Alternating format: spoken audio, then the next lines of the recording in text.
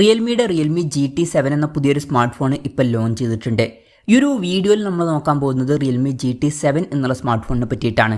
നമ്മൾ ആദ്യം ഫീച്ചേഴ്സും കാര്യങ്ങളൊക്കെ നോക്കുകയാണെന്നുണ്ടെങ്കിൽ ഡിസ്പ്ലേയുടെ കാര്യത്തിൽ റിയൽമി GT7ൽ 6.78 ഇഞ്ചിൻ്റെ 1.5K റെസൊല്യൂഷനിൽ വരുന്ന ഡിസ്പ്ലേ ആണ് വരുന്നത്. OLED പാനലാണ് ഇതിൽ കൊടുത്തിരിക്കുന്നത്. പിന്നെ പഞ്ചോൾ ഡിസൈൻ വരുന്നുണ്ട്. പഞ്ചോൾ വരുന്ന ടോപ്പ് സെൻറ്റർ ഭാഗത്തായിട്ടാണ്. 144 ഹെർട്സിൻ്റെ റിഫ്രഷ് റേറ്റ് ഒക്കെ ഇതിൽ സപ്പോർട്ട് ചെയ്യുന്നുണ്ട്. 2600 ഹെർട്സിൻ്റെ ഇൻസ്റ്റൻറ്റ് ടച്ച് സാമ്പിളിംഗ് റേറ്റ് എന്നുള്ള ഫീച്ചറും ഇതിൽ വരുന്നുണ്ട്. 10-ബിറ്റ് ഡിസ്പ്ലേക്കാണ് ഇതിൽ കൊടുത്തിരിക്കുന്നത്. പിന്നെ വളരെ കൂടിയ 6500 നിറ്റ്സിൻ്റെ പീക്ക് ബ്രൈറ്റ്നസ് ഇതിൽ വരുന്നുണ്ട്. അതുപോലെ തന്നെ വളരെ കൂടിയ 4608 ഹെർട്സിൻ്റെ PWM ഡിമ്മിംഗ് എന്നുള്ള ഫീച്ചറും ഇതിൽ സപ്പോർട്ട് ചെയ്യുന്നുണ്ട്.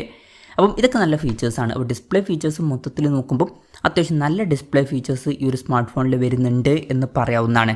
പിന്നെ ഇൻ ഡിസ്പ്ലേ ഫിംഗർ പ്രിൻറ്റ് സെൻസറും കാര്യങ്ങളൊക്കെ ഇതിൽ വരുന്നുണ്ട്. ഫോണിൻ്റെ വെയിറ്റ് വരുന്നത് ഏകദേശം 203 ഗ്രാമാണ്. തിക്നെസ് വരുന്നത് 8.25 mm ആണ്. പിന്നെ IP68, 69 റേറ്റിംഗ് ഒക്കെ ഇതിൽ സപ്പോർട്ട് ചെയ്യുന്നുണ്ട്. അപ്പോൾ മികച്ചൊരു IP റേറ്റിംഗും വരുന്നുണ്ട്. നല്ലൊരു കാര്യമാണ്. പിന്നെ ഈ ഫോണിൻ്റെ ബ്ലൂ, വൈറ്റ്, ബ്ലാക്ക് എന്നീ കളർ വേരിയൻസ് ആണ് ഇപ്പോൾ ലോഞ്ച് ചെയ്തിരിക്കുന്നത്. ഇനി പ്രോസസ്സറിൻ്റെ കാര്യത്തിലോട്ട് വരികയാണെന്നുണ്ടെങ്കിൽ MediaTek Dimensity 9400+ എന്ന പ്രോസസ്സറുമായിട്ടാണ് ഈ ഒരു സ്മാർട്ട് ഫോൺ വരുന്നത്. ഈ ഒരു പ്രോസസ്സർ എന്ന് പറയുന്നത് MediaTekൻ്റെ ഏറ്റവും ലേറ്റസ്റ്റ് ആയിട്ട് വരുന്ന ഫ്ലാഗ്ഷിപ്പ് പ്രോസസ്സറാണ്. ബെസ്റ്റ് ആയിട്ടുള്ള പെർഫോമൻസ് തന്നെ ഇതിൽ ലഭിക്കുന്നതായിരിക്കും. ഇവിടെ എടുത്തു പറയേണ്ട ഒരു കാര്യം എന്താ വെച്ചാൽ ഈ ഫോണിൻ്റെ വില വരുന്നത് ഏകദേശം 30,400 രൂപ പ്രൈസ് റേഞ്ചിലായിട്ടാണ്. ആ ഒരു പ്രൈസ് റേഞ്ചിൽ തന്നെ ഒരു ഫ്ലാഗ്ഷിപ്പ് പ്രോസസ്സർ വരുന്നു എന്നുള്ളത് എടുത്തു പറയേണ്ട ഒരു കാര്യം തന്നെയാണ്. ബെസ്റ്റ് ആയിട്ടുള്ള ഒരു പ്രോസസ്സർ തന്നെ ഈ ഒരു പ്രൈസ് റേഞ്ചിൽ ഈ ഫോണിൽ വരുന്നുണ്ട്. 5G സപ്പോർട്ടും കാര്യങ്ങളൊക്കെ ഇതിൽ വരുന്നുണ്ട്. പിന്നെ ഈ ഫോണിൻ്റെ ബേസ് വേരിയൻറ്റിൽ 12 GB റാമും 256 GB ഇൻറ്റേർണലുമാണ് വരുന്നത്. 16 GB റാമും 256 GB ഇൻറ്റേർണലുമായിട്ട് വരുന്ന വെർഷനും 12 GB റാമും 512 GB ഇൻറ്റേർണലുമായിട്ട് വരുന്ന വെർഷനും 16 GB റാമും 512 GB ഇൻറ്റേർണലുമായിട്ട് വരുന്ന വെർഷനും അതുപോലെ തന്നെ 16 GB റാമും 1 TB ഇൻറ്റേർണലുമായിട്ട് വരുന്ന ഒരു വെർഷനും വരുന്നുണ്ട്. പിന്നെ LPDDR5Xൻ്റെ റാമും UFS 4.0 സ്റ്റോറേജ് ടൈപ്പ് ഒക്കെ ഇതിൽ കൊടുത്തിട്ടുണ്ട്. ഫോൺ വെട്ടനീറ്റായിരിക്കാൻ വേണ്ടിയിട്ട് VC കൂളിംഗ് സിസ്റ്റം ഇതിൽ വരുന്നുണ്ട്. ഇതിൻ്റെ ഏരിയ 7700 mm² ആണ് വരുന്നത്. പിന്നെ IR ബ്ലാസ്റ്റർ എന്നുള്ള ഫീച്ചർ ഇതിൽ വരുന്നുണ്ട്. അപ്പം ഈ ഫോൺ റിമോട്ടൊക്കെ ആയിട്ട് യൂസ് ചെയ്യാൻ കഴിയുന്നതായിരിക്കും. NFC സപ്പോർട്ട് വരുന്നുണ്ട്. സ്റ്റീരിയോ സ്പീക്കേഴ്സൊക്കെ ഈ ഫോണിൽ കൊടുത്തിട്ടുണ്ട്. 3.5 mm ഓഡിയോ ജാക്ക് ഈ ഫോണിൽ വരുന്നില്ല. Android 15 ബേസ് ആയിട്ടുള്ള റിയൽമി സോഫ്റ്റ്വെയർ ആണ് ഈ ഫോണിൽ വരുന്നത്. ക്യാമറയുടെ കാര്യം പറയുകയാണെന്നുണ്ടെങ്കിൽ ഫോണിൻ്റെ പിന്നിൽ ഡ്യുവൽ ക്യാമറ സെറ്റപ്പാണ് വരുന്നത്. 50 മെഗാ പിക്സലിൻ്റെ 1.8 അപ്പേഴ്സിൽ വരുന്ന മെയിൻ ക്യാമറ സെൻസറാണ് ഈ ഫോണിൽ വരുന്നത്. ഇത് സോണി IMX 896ൻ്റെ സെൻസറാണ്. വോയിസിൻ്റെ സപ്പോർട്ട് വരുന്നുണ്ട്. അത്യാവശ്യം നല്ലൊരു മെയിൻ ക്യാമറ സെൻസറൊക്കെ തന്നെയാണ് ഇത്. പിന്നെ 8 mega pixel ultra wide angle ലെൻസും ഇതിൽ വരുന്നുണ്ട്. ഇതിൻ്റെ ഫീൽഡ് ഓഫ് വ്യൂ വരുന്നത് 112 ഡിഗ്രിയാണ്. പിന്നെ ഇതിൽ ടെലിഫോട്ടോ ലെൻസും കാര്യങ്ങളൊന്നും വരുന്നില്ല.